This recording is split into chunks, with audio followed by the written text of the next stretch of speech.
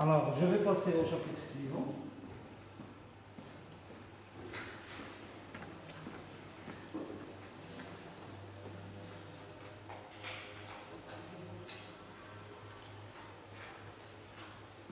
C'est ça, un chapitre très très court. Il n'y a pas grand-chose dans ce chapitre.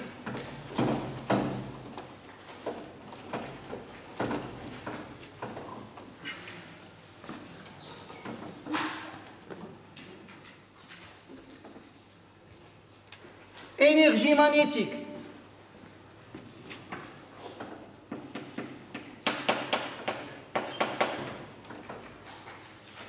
Chapitre 6.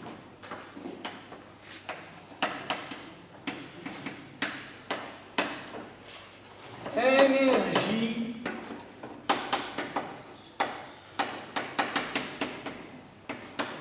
magnétique.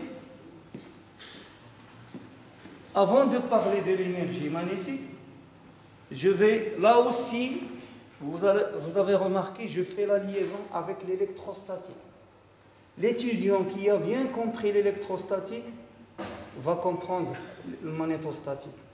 L'étudiant qui a bien compris l'électricité 1 va comprendre l'électricité 2. Alors, je vais vous renvoyer à vos souvenirs de S2, électricité 1.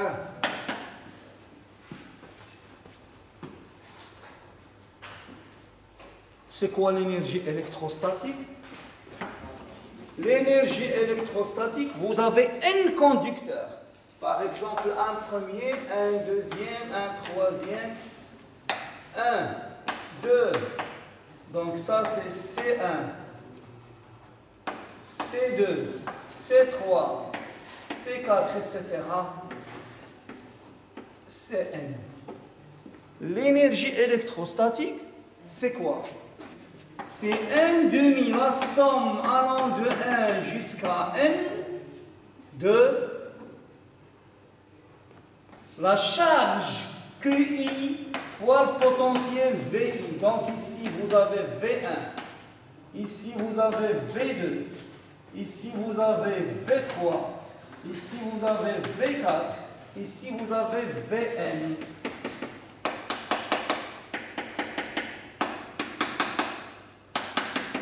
Donc V1, V2, V3, V4, Vn. C'est le produit de QI fois VI. Bien entendu, un conducteur en équilibre électrostatique.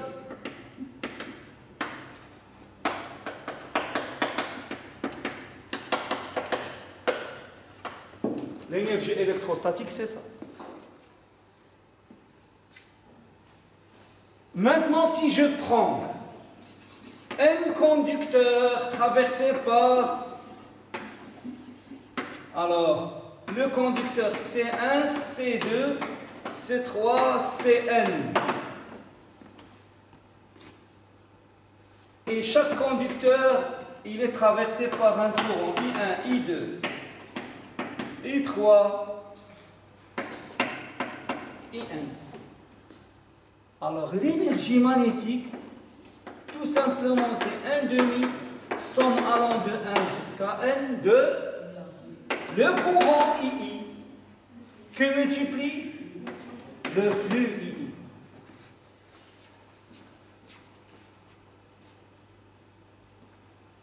Et c'est très important. Regardez. J'ai ici une énergie électrostatique. J'ai ici une énergie magnétique. D'accord? Quelle est l'origine de l'énergie électrostatique? Qui est-ce qui peut me dire l'origine? La nature. Regardez, je vais vous aider.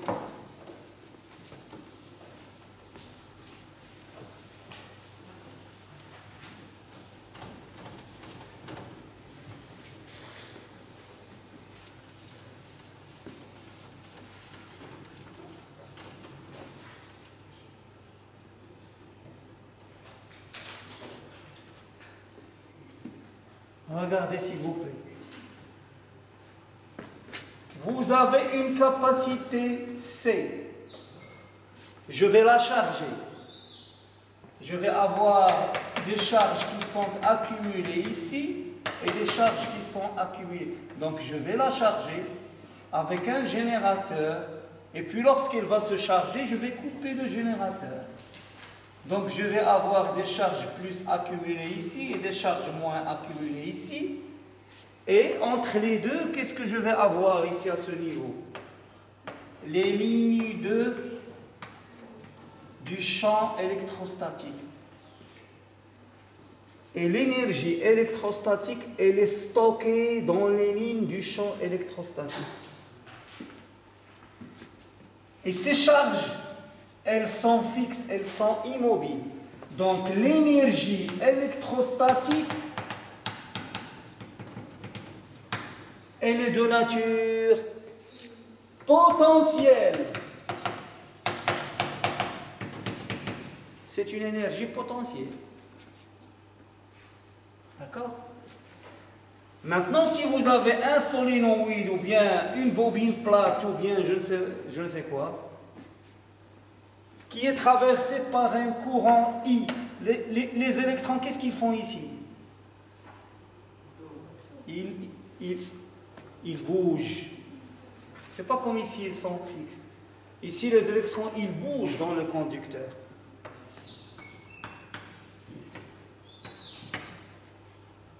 Donc, puisqu'ils bougent, l'énergie magnétique, elle est stockée où? Dans les lignes du champ B. D'accord? Donc ici, vous avez des lignes du champ B. Et l'énergie magnétique, est-ce qu'elle est potentielle? Elle est cinétique. L'énergie électrostatique, elle est due au potentiel des charges qui sont fixes dans le condensateur. Dans le solénoïde, l'énergie magnétique, elle est d'origine cinétique. Elle vient d'où? Elle vient du mouvement des électrons dans le conducteur. Et rappelez-vous, ça c'est très intéressant. Potentiel plus cinétique, ça va me donner énergie. L'énergie potentielle électrostatique plus l'énergie magnétique cinétique, ça va me donner une énergie totale. C'est-à-dire, si je réunis un condensateur avec un solénoïde, je vais avoir un système avec une énergie totale. Si la résistance des fils est nulle, je peux réaliser un oscillateur. C'est comme un ressort.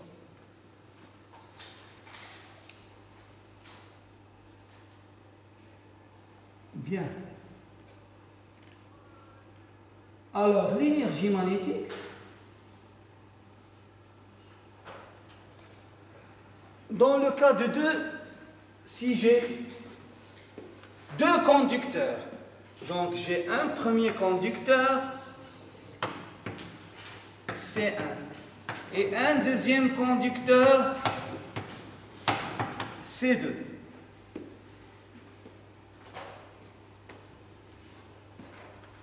Alors, l'énergie magnétique, c'est 1 demi I1 Φ1 plus I2 Φ2. C'est 1 demi I1 L1 I1 plus M I2 plus I2 L2 I2 plus M I1. Donc, vous développez le calcul, vous allez trouver que l'énergie magnétique, c'est la somme de quoi?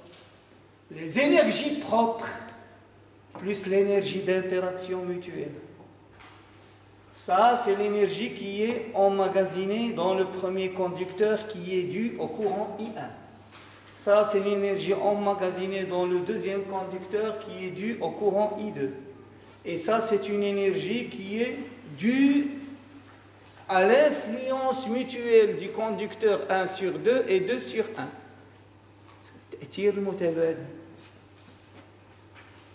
D'accord?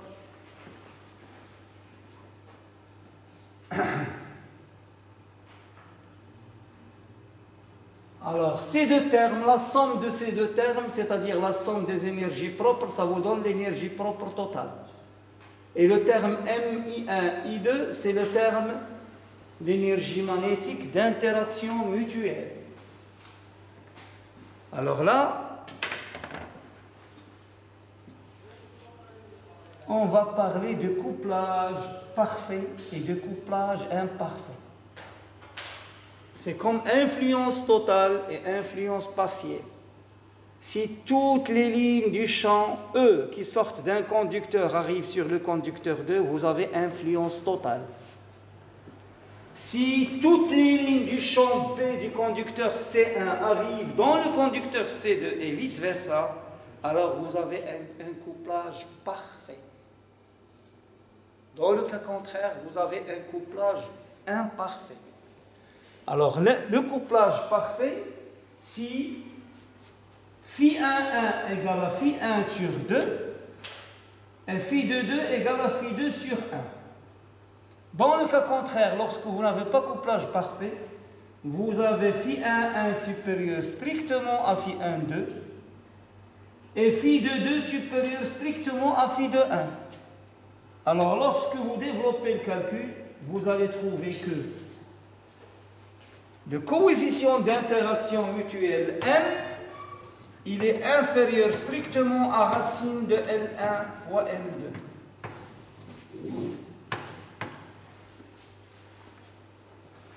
Maintenant, la localisation. Où est-ce qu'elle est localisée? La localisation de l'énergie magnétique, j'ai déjà touché un mot ici. Regarde.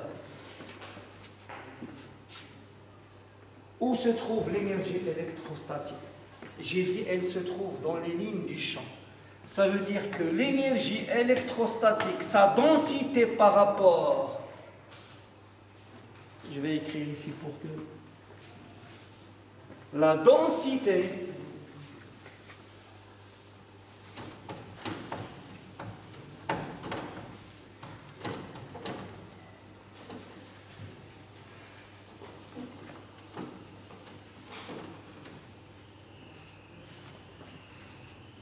alors, la densité d'énergie électrostatique par unité de volume, elle est égale à 1 sur 2 epsilon 0 E au carré.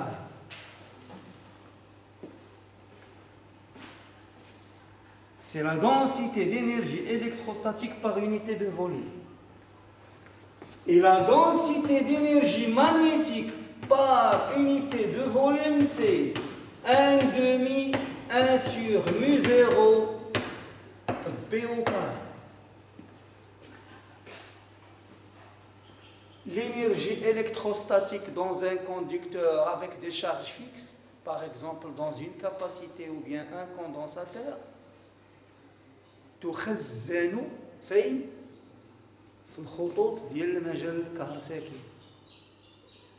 L'énergie magnétique par unité, la densité d'énergie magnétique par unité de volume dans un conducteur traversé par un courant I تخزن في الخطوط ديال المجال B. D'accord? Donc la densité c'est 1/2, 1 sur 2, 1 sur mu0, B au carré.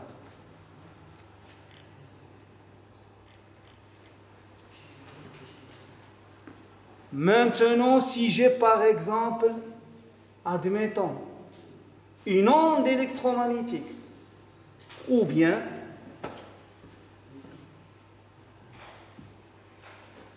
l'énergie reçue par mon téléphone portable. Mon téléphone portable, il reçoit un signal téléphonique. C'est ce que font les ingénieurs de télécom. Ils mesurent l'énergie, la densité d'énergie.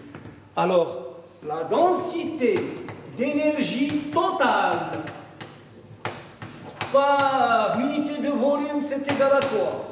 C'est 1 sur 2 epsilon 0 E au carré plus 1 sur 2, 1 sur mu0 D au carré.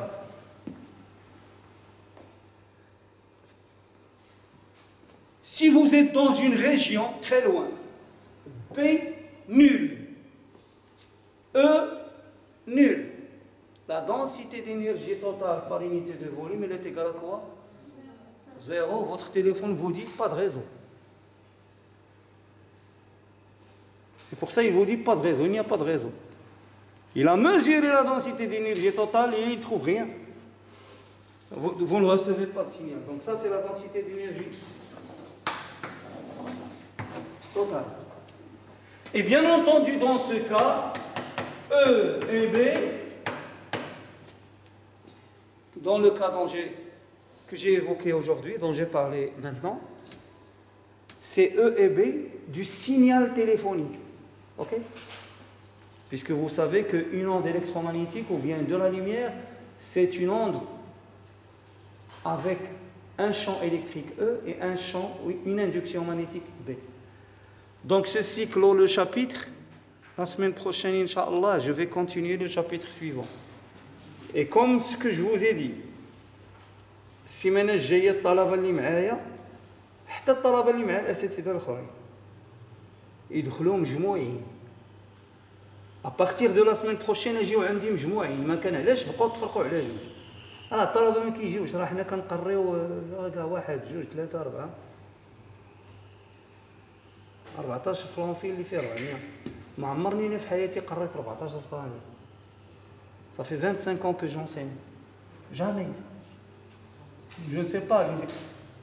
اللي ما بغاش يجي الكور ولا التيدي من حقه، اللي تيخاف على صحته وما بغاش يتعادى ما كاينش مشكل. Je vais poser les TD et les capsules du cours dans la chaîne YouTube. Au revoir à la semaine prochaine, Inch'Allah.